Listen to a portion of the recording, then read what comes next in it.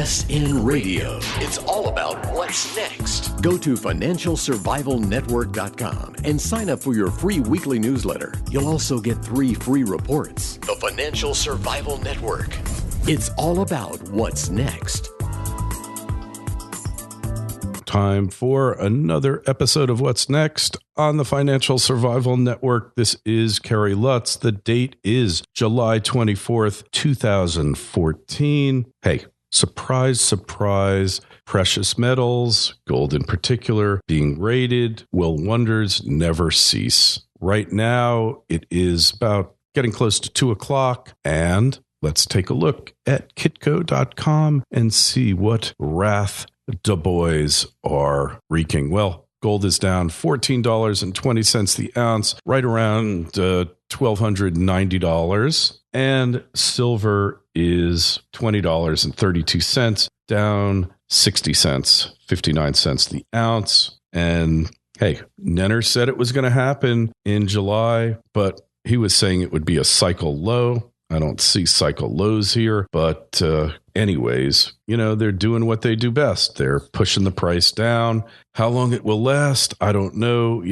Craig Hemke over at tfmetalsreport.com thinks they're going to knock it down to 1280, 1260. They're pretty close, but it doesn't look to me like it's going to last that long. And they're doing it right on the jobless report, too. What a shock that is.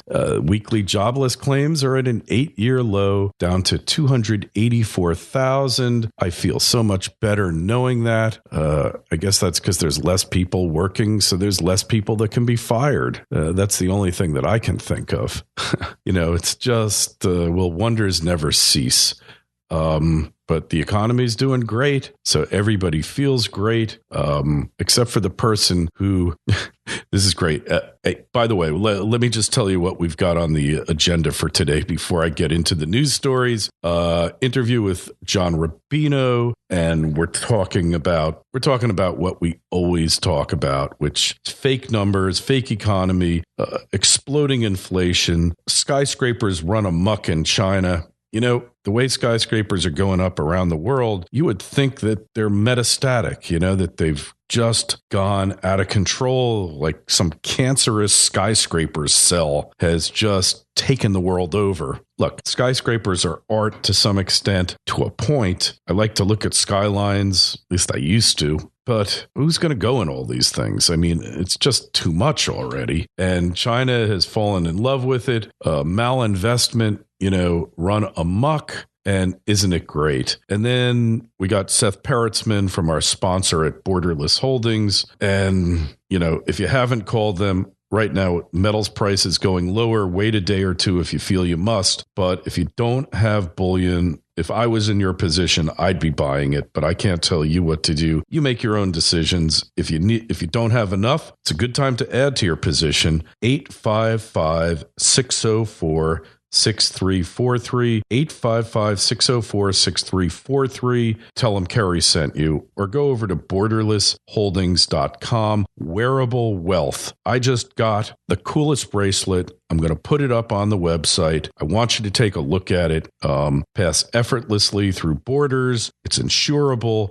It's divisible. It is durable. Puts it way ahead of the Indian jewelry. It's bracelet, 1 ounce gold bracelet. These little beads are 1/10 of an ounce, and you can sell them off if you need cash. It's totally cool. Highly recommend it. Go get one now if you like it. And Borderless Holdings, 855-604-6343, and they sponsor the show very generously, and they're great guys over there. And this is the most innovative gold product that has come to market.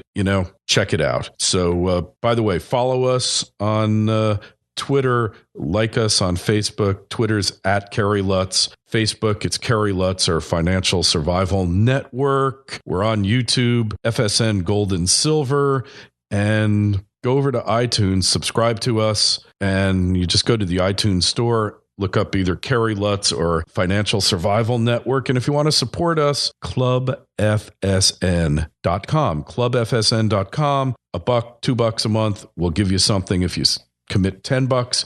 I'll send you a real silver dime. Okay. But we got information for you. And if you go and subscribe to the newsletter, okay, between now and the end of August, I'll send you the first 5 chapters of my book, Forget Wall Street, Go for the Gold and Silver 2, complimentary.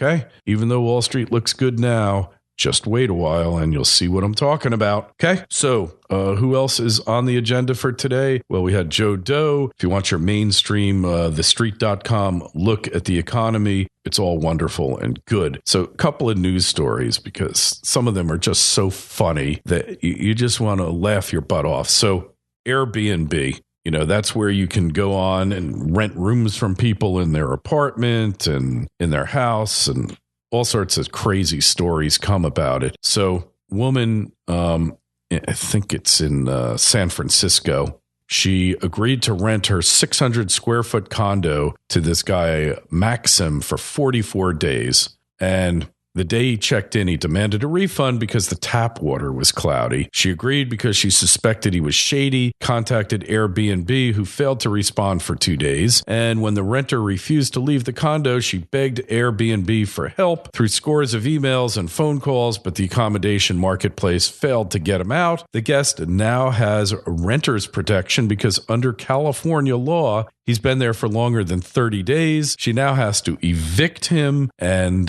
it'll take 3 to 6 months, a lawyer, and thousands of dollars to evict him. This could happen to you in New York as well, because when you rent somebody your entire apartment for more than 30 days, they have legal protections. So don't rent your apartment for more than 30 days. Lock the person out and be done with them. Change the locks on the door. All right. Get a couple of leg breakers, hire muscle, throw them out. No, I'm not giving you legal advice. Just do whatever you have to. Stake the apartment out the second he walks out the door, change the locks and get him the hell out. Whatever you have to do. Don't rent for more than 30 days. Once you rent for more than 30 days, you become subject to, in New York, it's actually hotel rent control, because people lived in these single room occupancy hotels their whole lives. And there's actually a law in New York City for hotel rent control statute that you could just stay there your whole life. So got to be careful, and don't assume that everybody's honest and good just like you are, because while most of them are, not all of them are.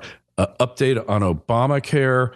On that decision. So the D.C. Circuit Court of Appeals overturned it, said that you couldn't get subsidies for people buying insurance through the federal website, healthcare.gov. But the Fourth Circuit Court of Appeals in Richmond came to an opposite conclusion. So probably headed for the Supreme Court of the United States. So going to Detroit, the bond insurers who insured a number of City of Detroit bond issues are fighting the plan, which the retirees overwhelmingly approved. And basically, they said to auction off the art. Why should we have to pay when you got assets there? So they're going to lose this appeal. They're going to lose the challenge, but, got to give it a shot, right? So it's funny, though, because there's a Boston-based restructuring expert who was hired to advise the judge, and Marty Kopaz warned that antiquated computer systems, a pledge to spend more than $1 billion to improve services after bankruptcy, and a cultural malady among workers all will be challenges. And he says, and you get a kick out of this, because if you've ever visited a government office, you know exactly what this guy is talking about.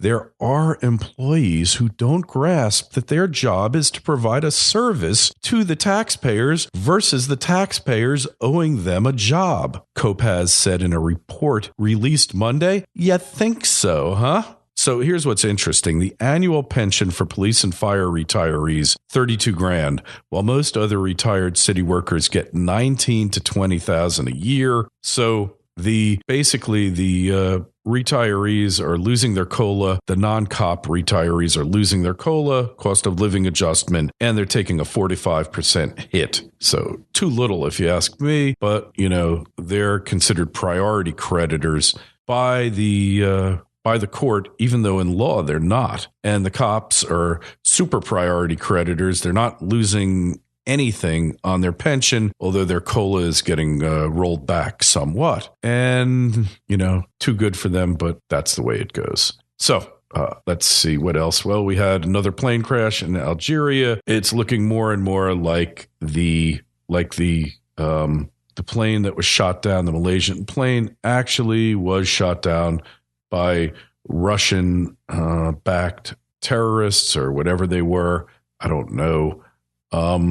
But it does look like it. But who knows? They all lie. Let's not forget that. They all lie. When in doubt, just assume they're all lying. And what else do we have here? Well, I don't want to talk about Bill Clinton's busty mistress named the Energizer. You can go look at the New York Post if you're really curious about that. But, there is an article here that really is just typical of the freaking government, why they got their nose into everybody, the camel under the tent. And this was in the Washington Compost. If ever there seemed a place immune to bureaucratic meddling, it would be inside the claw, a glass box piled high with plush Despicable Me dolls waiting to be plucked by a claw crane. And yet state lawmakers managed to wriggle inside, not to play, but to regulate. And Ocean City, Maryland, the legislature in Maryland, in their finite wisdom, have decided to regulate this. These arcade games have been there for like 100 years, but in a 2012 bill passed by the General Assembly to clarify what constitutes a legal electronic gaming device, partly in response to internet sweepstakes cafes, which I think they have in Florida. I've never been to one. Bill banned internet sweepstakes machines, and now they've got their hands on these machines and they have to be licensed, and depending upon the value of the prize that it puts out determines whether or not they get regulated. And all these boardwalk arcade owners are up in arms because it's raising their costs and they're going to have to shut down, and the government, we didn't mean to do it, we're just stupid. And this is modern government at work. Thank you very much. Thank you, Maryland. Maryland's just a stupid place full of collectivists who want to put their hand in your pocket. And finally, Brits vote Las Vegas the overspend capital of the world. Having just been there, I can tell you that that's true. Paris and New York were right behind them. 2,000 Brits can't all be wrong, can they? But if you do Vegas right, it can be a steal. You just have to do it right. Don't go to the Starbucks in the Quad for what usually cost me at my local Starbucks here in Palm Beach County, Florida, $8.51, which is a total ripoff for my double tall breve latte and my sugar-laden Greek yogurt. Cost me $13.41 in Vegas, okay? It was $5 more. I choked on that. $5 more. Absurd, but they get it because they can. Well, they won't be getting me there again. But if you do Vegas right, it can be a very cheap place. But obviously, the Brits don't know how to do it. But their problem, not mine. You get the coupon book, you do it right. But hey, I only go to Vegas for conferences. Don't gamble. Bet with your head, not over it. More to follow on the Financial Survival Network. Keep listening and make sure you go to financialsurvivalnetwork.com. Look at all of the articles that Stefan, the human aggregator, has put together so that you don't have to go hopping from website to website. It's all in one place. Sign up for the newsletter, and I'll send you the first 5 chapters of my book, Forget Wall Street, Go for the Gold and Silver 2, complimentary. All right, keep listening. Bye. FSN Radio. It's all about what's next. Go to financialsurvivalnetwork.com and sign up for your free weekly newsletter. You'll also get 3 free reports. The Financial Survival Network. It's all about what's next.